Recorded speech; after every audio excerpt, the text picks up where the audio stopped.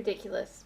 I was teaching a pop art class, and I figure I don't care how I look on these videos. These are strictly for my therapy, so just for me. So while I'm cleaning my face, I figure perfect opportunity to talk and vent. So I'm not sure if I talked about how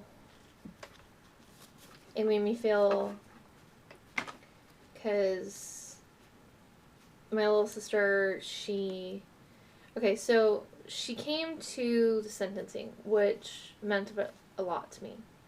She was there and held my hand the whole time, but at the end, she left, like, right away, and I was a little hurt, but she said she wasn't feeling well, and so I understood, and I was, like, in shock and all of that, and so I was like, okay, I wanted her to feel good and feel better, so she left, and then she texted me later and was like, I want to come over on Thursday and spend the night and have a slumber party, and then Friday I'll help you pack and clean and get started. And I was like, awesome, because it was like, it didn't matter that she wasn't there for the lunch. She was there for the sentencing, and then she wanted to come over again later and do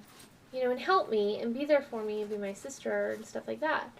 So the next day I was working at the computer, and I think I already mentioned this or whatever, but there was a wedding that we needed an extra artist for in July, and I was like, hey, if you are available, do you want to help out at this wedding, and she's like, oh, well, I wanted to tell you in person, but actually I'm going to, my husband and I, we're going to be moving to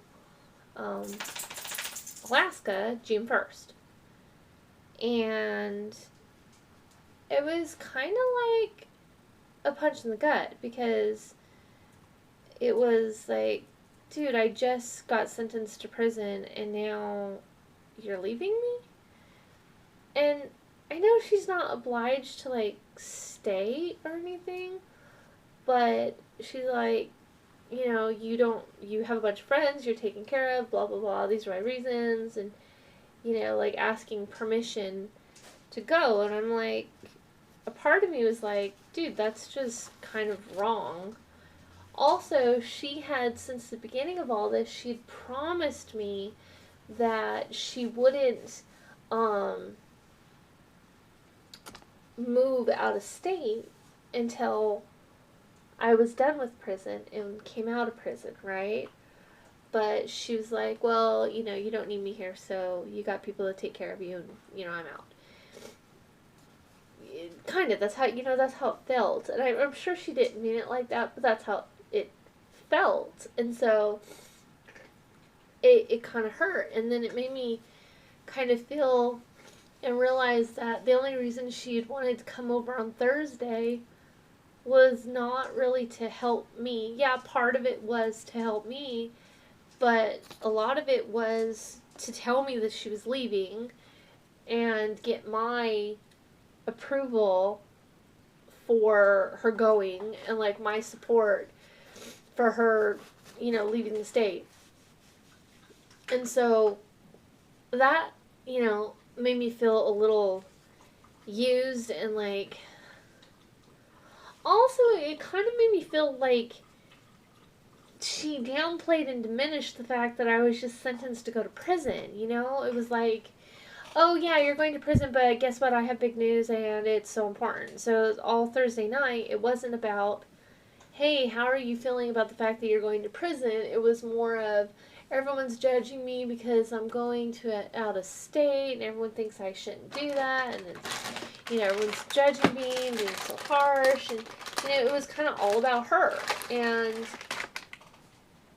that made me feel used and neglected, and just like, it didn't matter, right? And so that just pissed me off and it hurt my feelings. And I felt like, she just kind of let me down. And, like, she promised that she would stay. And then, first sign, okay, bye. It's like, she's justifying that she doesn't need to be here for me anymore. And it's like, I never asked her to stay. I never asked her to put her life on hold. All I ever asked was that she just love me and be my sister. I never asked for anything from her. I've supported her in all of this, and I've never, done anything that demanded anything of her other than just being a sister. I mean, I've never asked for anything from her. Like, she's been there for me, I needed to borrow money once or twice, and yeah, that, but that was a few years ago. But I mean, I've always been with her, through everything that has been going on, and supporting her no matter what, regardless of what's going on in my life. I don't drop my burdens on her in any way. So after that, yesterday she texted me and she's like, hey, when you rent your storage unit, because I'm going to have to rent a storage unit, and she's all, hey, can we, Jake and I, leave some of our stuff in there and we'll pay you? And it's like, a part of me is like, why would I rent a big enough storage unit to fit your stuff in it and pay a larger monthly amount when budget is going to be really fucking tight while I'm not there? And you haven't paid me rent in almost a year, so why do I think that with you jobless in Alaska, are you going to be able to pay me for a storage space? And so I was like, well, I'm not going to rent a storage unit because I have been offered someone's storage shed where I don't have to pay for a storage unit. So I'm going to go check it out and see if it's going to be waterproof and my stuff's going to be fine and not, messed up. And if it's fine, then yeah, I won't be renting a storage unit. I'm not sure. At this point, I think I'm going to be renting a storage unit. But, so I was like, no. And it was like, I just felt like it was another thing of her using me and stuff like that. And then also when we had talked on Thursday, she's like, yeah, Jake wants to have like a farewell party. And so it showed me that, she's been planning this for a long time. So why didn't she tell me before my sentencing, since she already decided? Why did she have to wait until after my sentencing? It was almost like she had to one-up me, And so we were talking, and she's like, oh, Jake really wants to have a farewell party and stuff like that. And I pretty much was like, implication in the way we were talking, I'm like, yeah, don't have a farewell party because I'm having a farewell party. I'm going to prison, so I'm having a farewell party. So pretty much was like, don't have a farewell party because I'm having a farewell party. And she was kind of agreed to that. She's like, yeah, I don't want to have a farewell party and stuff like that. Well, what is she having? She's having a farewell party. And I'm like, okay, so that just diminished even more my farewell party, And I'm like, really?